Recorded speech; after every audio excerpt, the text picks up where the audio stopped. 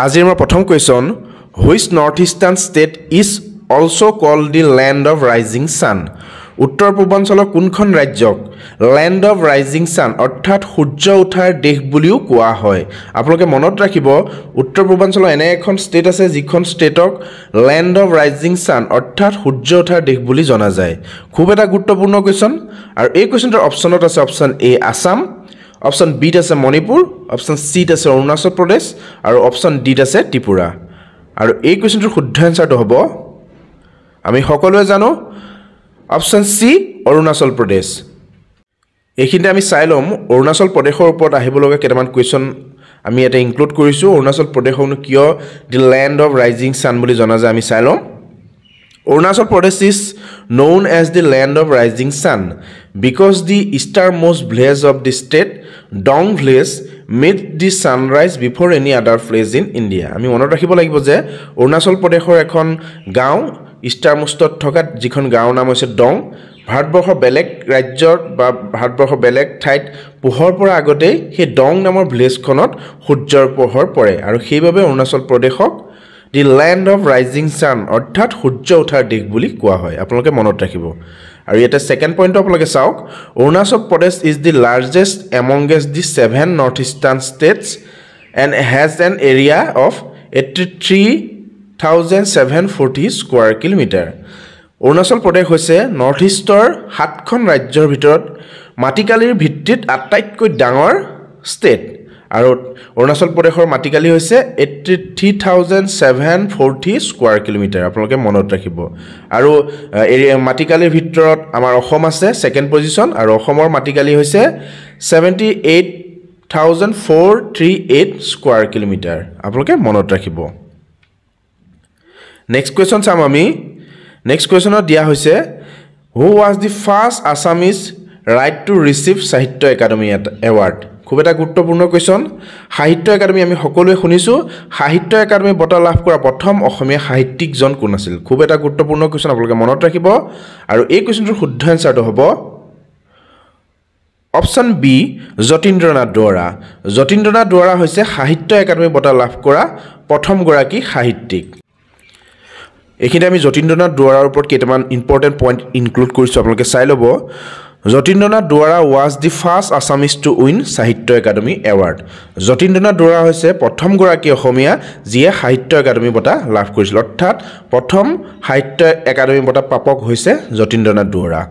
He is popularly known as the বনফুলৰ কবি in Assam Jatindranath দুৱৰাক অসমত বনফুলৰ কবি নামেও জনা যায় In 1955, Jatindranath Duara was the awarded with the prestigious Sahitya Academy Award for his book Bonful. 1955 চনত যতীন্দ্ৰনাথ দুৱৰাক সাহিত্য একাডেমি বঁটাৰে বিভূষিত কৰা হৈছিল তেখেতৰ গ্ৰন্থ বনফুলৰ বাবে আপোনালোকে মনত ৰাখিব যতীন্দ্ৰনাথ দুৱৰাক বনফুল গ্ৰন্থৰ বাবে সাহিত্য একাডেমি বঁটাৰে বিভূষিত কৰা হৈছিল নেক্সট কুৱেশ্যন আমি চাম আধা লিখা দস্তাবেজ ইজ অটোবায়োগ্ৰাফি অফ আধা লিখা দস্তাবেজখন কাৰ আত্মজীৱনী কাষতে থকা ফটো দেখি আপোনালোকে হয়তো গমেই পাইছে আৰু অপশ্যনত আছে অপশ্যন এ হোমেন বৰগোহাঁই অপশ্যন বিত আছে বীৰেন্দ্ৰনাথ শইকীয়া অপশ্যন চিত আছে মামণি ৰয়ছম গোস্বামী অপশ্যন ডিত আছে নান অফ দি এবভ আৰু এই কুৱেশ্যনটোৰ শুদ্ধ এনচাৰটো হ'ব অপশ্যন সি মামণি ৰয়ছম গোস্বামী খুব এটা গুৰুত্বপূৰ্ণ কুৱেশ্যন আপোনালোকে মনত ৰাখিব আধাত লিখা দস্তাবেজখন হৈছে মামণি ৰয়ছম গোস্বামীৰ অটোবায়োগ্ৰাফি অৰ্থাৎ আত্মজীৱনী নেক্সট কুৱেশ্যন চাম আমি name the place where the Manas river join the Brahmaputra river Manas নদী আৰু ব্ৰহ্মপুত্ৰ নদীৰ লগত সংযোগ হোৱা ঠাইখনৰ নাম কি আপোনালোকে মনত ৰাখিব মানস নদী আৰু ব্ৰহ্মপুত্ৰ নদীৰ লগত সংযোগ হোৱা ঠাইখনৰ নাম হৈছে যোগীঘোপা অৰ্থাৎ option B is the correct answer next question চাম আমি which of the following refinery was established due to Assam accord Assam চুক্তিৰ বাবে তলৰ কোনটো শোধনাগাৰ স্থাপন কৰা হৈছিল বা অসম চুক্তিৰ ফলশ্ৰুতিত কোনটো শোধনাগাৰ স্থাপন কৰা হৈছিল খুব এটা গুৰুত্বপূৰ্ণ কুৱেশ্যন আৰু এই কুৱেশ্যনটোৰ অপশ্যনত আছে option A Guwahati option B Bongaigaon option C Numaligarh option ডিত আছে ডিগবৈ আৰু এই কুৱেশ্যনটোৰ শুদ্ধ এনচাৰটো হ'ব অপশ্যন চি নুমলীগড় অসম চুক্তিৰ ফলশ্ৰুতিত স্থাপন হোৱা শোধনাগাৰটোৰ নাম হৈছে নুমলীগড় নেক্সট কোৱেশ্চন চাম আমি which river flows through Nameri national park Nameri ৰাষ্ট্ৰীয় উদ্যানৰ মাজেৰে কোনখন নদী পাৰ হৈ গৈছে আৰু এই কোৱেশ্চনটোৰ অপশ্যনত আছে অপশ্যন এ জিয়া ভৰলী অপশ্যন বিত আছে ব্ৰহ্মপুত্ৰ অপশ্যন চিত আছে সুবনশিৰি অপশ্যন ডিত আছে বৰনদী আৰু এই কোৱেশ্চনটোৰ শুদ্ধ এনসাৰটো হ'ব অপশ্যন এ জিয়া ভৰলী নামেৰী ৰাষ্ট্ৰীয় উদ্যানৰ মাজেৰে পাৰ হৈ যোৱা নদীখনৰ নাম হৈছে জিয়া ভৰলী নদী নেক্সট কোৱেশ্চন চাম আমি which of the following is the first Assamese romantic poem তলৰ কোনটো অসমীয়া ৰোমান্টিক কবিতা তলৰ কোনটো প্ৰথম অসমীয়া ৰোমান্টিক কবিতা আৰু অপশ্যনত আছে অপশ্যন এ বিন বৰাগী অপশ্যন বিত আছে প্ৰতিমা অপশ্যন চিত আছে বনকুঁৱৰী আৰু অপশ্যন ডিত আছে নান অফ দি এবভ আৰু এই কোৱেশ্চনটোৰ শুদ্ধ এনসাৰটো হ'ব অপশ্যন সি বনকুঁৱৰী বনকুঁৱৰী হৈছে প্ৰথম অসমীয়া ৰোমান্টিক কবিতা আৰু এই বনকুঁৱৰীৰ লেখক হৈছে চন্দ্ৰকুমাৰ আগৰৱালা আপোনালোকে মনত ৰাখিব নেক্সট কোৱেশ্চন চাম আমি দি লোগো অফ আসাম সাহিত্য সভা ৱাজ ডিজাইন বাই অসম সাহিত্য সভাৰ লোগো কোনে ডিজাইন কৰিছিল খুব এটা গুৰুত্বপূৰ্ণ কোৱেশ্চন পৰীক্ষাৰ সময়ত এই কোৱেশ্চনটো আহি থকা দেখা যায় আৰু এই কোৱেশ্চনটোৰ অপশ্যনত আছে অপশ্যন এ শোভা ব্ৰহ্ম আৰু অপশ্যন বিত আছে যুগল দাস অপশ্যন চিত আছে মিত্ৰদেৱ মহন্ত আৰু অপশ্যন ডিত আছে নান অফ দি এবভ আমি সকলোৱে জানো মিত্ৰদেৱ মহন্তই অসম সাহিত্য সভাৰ উন্মোচনী যিটো গীত প্ৰথমতে যিটো গীত গোৱা হয় চিৰচেনেহী মোৰ ভাষা জননী সেই গীতটো কম্প'জ কৰিছিল আৰু অসম সাহিত্য সভাৰ লোগো ডিজাইন কৰিছিল যুগল দাসে অৰ্থাৎ option B is the correct answer next question চাম আমি in which year Sangeet Natak Akademi recognise Sattriya as a classical dance কোন বছৰত সংগীত নাটক একাডেমীয়ে সত্ৰীয়া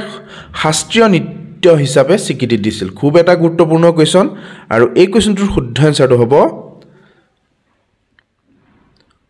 অপশ্যন ডি 2000 অৰ্থাৎ 2000 চনত সংগীত নাটক একাডেমীয়ে সত্ৰীয়া নৃত্যক শাস্ত্ৰীয় নৃত্য হিচাপে স্বীকৃতি দিছিল আপোনালোকে মনত ৰাখিব নেক্সট কোৱেশ্চন চাম আমি হোৱাট ইজ গুমৰাগ কি অপশ্যন এত আছে মিউজিক অপশ্যন বিত আছে ডান্স অপশ্যন চিত আছে ইনষ্ট্ৰুমেণ্ট অপশ্যন ডিত আছে স্পেচিয়েল ক্লথ আৰু এই কোৱেশ্চনটোৰ শুদ্ধ এনসাৰটো হ'ব আমি সকলোৱে জানো গুমৰা হৈছে মিচিং জনগোষ্ঠীৰ এটা নৃত্য আৰু যি নৃত্য আলি আই লৃগাং মিচিংসকলৰ বিহুত তেওঁলোকে পৰিৱেশন কৰে আৰু এই কোৱেশ্চনটোৰ শুদ্ধ এনসাৰটো হ'ব অপশ্যন বি ডান্স অৰ্থাৎ গুমৰাগ হৈছে এটা নৃত্যশৈলী বা এটা নৃত্য যি নৃত্য মিচিংসকলে পৰিৱেশন কৰে so option B is the correct answer next question চাম আমি which one of the following is the oldest masjid in Assam তলৰ কোনটো মছজিদ অসমৰ আটাইতকৈ পুৰণি মছজিদ আৰু এই কোৱেশ্চনটোৰ শুদ্ধ এনসাৰটো হ'ব অপশ্যনত দিয়া আছে অপশ্যন এ পুৱামক্কা অপশ্যন বিত আছে পানবাৰী মছজিদ অপশ্যন চিত আছে পানবজাৰ মছজিদ অপশ্যন ডিত আছে নান অফ দি এবভ আৰু এই কোৱেশ্চনটোৰ শুদ্ধ এনসাৰটো হ'ব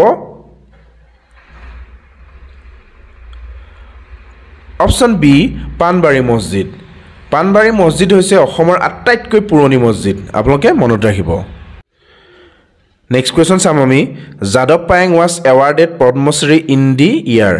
যাদৱ পায়েঙক পদ্মশ্ৰী বঁটা প্ৰদান কৰা হৈছিল কিমান চনত খুব এটা গুৰুত্বপূৰ্ণ কোৱেশ্চন আৰু এই কোৱেশ্চনটোৰ শুদ্ধ এনসাৰটো হ'ব অপশ্যন সি 2015 অৰ্থাৎ 2015 চনত যাদৱ পায়েঙক পদ্মশ্ৰী বঁটা প্ৰদান কৰা হৈছিল আপোনালোকে মনত ৰাখিব যাদৱ পায়েঙক ফৰেষ্ট মেন অফ ইণ্ডিয়া বুলি জনা যায় আৰু যাদৱ পায়েঙে ছিংগল হেণ্ডেডলি প্লেণ্টেশ্যন কৰা অৰ্থাৎ ৰোপণ কৰা অৰণ্যখনৰ নাম হৈছে মলাই ফৰেষ্ট নেক্সট কোৱেশ্চন চাম আমি the smallest among all the books written by শংকৰদেৱে ৰচনা কৰা সকলো গ্ৰন্থৰ ভিতৰত আটাইতকৈ সৰু গ্ৰন্থ কোনখন খুব এটা গুৰুত্বপূৰ্ণ কোৱেশ্চন আৰু অপশ্যন এত আছে কালিয়া দমন অপশ্যন বিত আছে কীৰ্তন ঘোষা অপশ্যন চিত আছে গুণমালা অপশ্যন ডিত আছে নান অফ দি এবভ আৰু এই কোৱেশ্চনটোৰ শুদ্ধ এনসাৰটো হ'ব অপশ্যন সি গুণমালা শংকৰদেৱে ৰচনা কৰা সকলো গ্ৰন্থৰ ভিতৰত আটাইতকৈ সৰু গ্ৰন্থখন হৈছে গুণমালা আপোনালোকে মনত ৰাখিব নেক্সট কোৱেশ্যন চাম আমি দি first Assamese children magazine was প্ৰথম অসমীয়া শিশু মেগাজিনখন কি আছিল খুব এটা গুৰুত্বপূৰ্ণ কোৱেশ্যন আৰু এই কোৱেশ্যনটোৰ শুদ্ধ এনসাৰটো হ'ব অপশ্যন সি লৰা বন্ধু প্ৰথম অসমীয়া শিশু মেগাজিনখন হ'ল লৰা বন্ধু নেক্সট কোৱেশ্যন চাম আমি the roof of which temple was made of copper তলত উল্লেখিত কোনটো মন্দিৰৰ ছালখন কপাৰে নিৰ্মিত অৰ্থাৎ তামেৰে নিৰ্মিত খুব এটা গুৰুত্বপূৰ্ণ কোৱেশ্যন আমি কোৱেশ্যনটো চাই এনসাৰটো ইয়াৰ কৰিব পাৰিম আৰু তথাপিও অপশ্যনত দিয়া হৈছে অপশ্যন এত আছে কামাখ্যা অপশ্যন বিত আছে শুক্ৰেশ্বৰ অপশ্যন ডিত আছে অশ্বকান্ত আৰু অপশ্যন ডিত আছে তাম্ৰেশ্বৰী আৰু এই কোৱেশ্যনটোৰ শুদ্ধ এনসাৰটো হ'ব অপশ্যন ডি তাম্ৰেশ্বৰী তাম্ৰেশ্বৰী মন্দিৰৰ ছালভাগ তামেৰে নিৰ্মিত আপোনালোকে মনত ৰাখিব নেক্সট কোৱেশ্যন চাম আমি Deepor Beel was declare as bird sanctuary in which year কোন বছৰত দীপৰ বিলক চৰাই অভয়াৰণ্য হিচাপে ঘোষণা কৰা হৈছিল খুব এটা গুৰুত্বপূৰ্ণ কোৱেশ্যন আৰু এই কোৱেশ্যনটোৰ শুদ্ধ এনসাৰটো হ'ব অপশ্যন বি 1989 অৰ্থাৎ 1989 চনত দীপৰ বিলক এখন চৰাই অভয়াৰণ্য হিচাপে ঘোষণা কৰা হৈছিল নেক্সট কোৱেশ্যন চাম আমি the second chief minister of Assam was অসমৰ দ্বিতীয় মুখ্যমন্ত্ৰীগৰাকী কোন আছিল আমি সকলোৱে জানো অসমৰ প্ৰথম মুখ্যমন্ত্ৰীগৰাকী আছিল গোপীনাথ বৰদলৈ কোৱেশ্যনত আহিব পাৰে অসমৰ দ্বিতীয় মুখ্যমন্ত্ৰী কোন আছিল আৰু এই কোৱেশ্যনটোৰ শুদ্ধ এনসাৰটো হ'ব অপশ্যন বি বিষ্ণুৰাম মেধি অসমৰ দ্বিতীয় মুখ্যমন্ত্ৰী হৈছে বিষ্ণুৰাম মেধি আপোনালোকে মনত ৰাখিব নেক্সট কোৱেশ্যন চাম আমি falcon festival is celebrated in which place কোন ঠাইত ফেলকন ফেষ্টিভেল উদযাপন কৰা হয় খুব এটা গুৰুত্বপূৰ্ণ কোৱেশ্যন আৰু এই কোৱেশ্যনটোৰ শুদ্ধ এনসাৰটো হ'ব অপশ্যন বি উমৰাংচুত ফেলকন ফেষ্টিভেল উদযাপন কৰা হয় নেক্সট কোৱেশ্যন চাম আমি আৰু আজি আমাৰ ভিডিঅ'টোৰ অন্তিমটো question who ৰট the book discovery of Assam discovery of Assam নামৰ গ্ৰন্থখনৰ লেখক কোন আছিল খুব এটা গুৰুত্বপূৰ্ণ কোৱেশ্যন আৰু এই কোৱেশ্যনটোৰ অপশ্যনত দিয়া আছে অপশ্যন এ নলিনীবালা দেৱী অপশ্যন বিত আছে হোমেন বৰগোহাঁই অপশ্যন চিত আছে সতীশ চন্দ্ৰ কাকতি অপশ্যন ডিত আছে ভৱেন্দ্ৰনাথ শইকীয়া আৰু এই কোৱেশ্যনটোৰ শুদ্ধ এনসাৰটো হ'ব option C Satish Chandra Kakati discovery of Assam নামৰ গ্ৰন্থখনৰ লেখক হৈছে সতীশ চন্দ্ৰ কাকতি আৰু ইয়াত যদি আমাক সোধে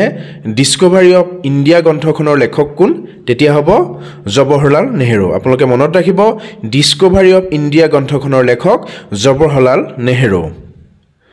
ধন্যবাদ ইমানলৈকে আপোনালোকে আমাৰ ভিডিঅ'টো চোৱাৰ বাবে আপোনালোক সকলোকে অশেষ ধন্যবাদ থাকিল আগন্তুক দিনত আমাৰ গুৰুত্বপূৰ্ণ ভিডিঅ'বোৰ পাবৰ বাবে আমাৰ চেনেলটো ছাবস্ক্ৰাইব কৰি ৰাখিব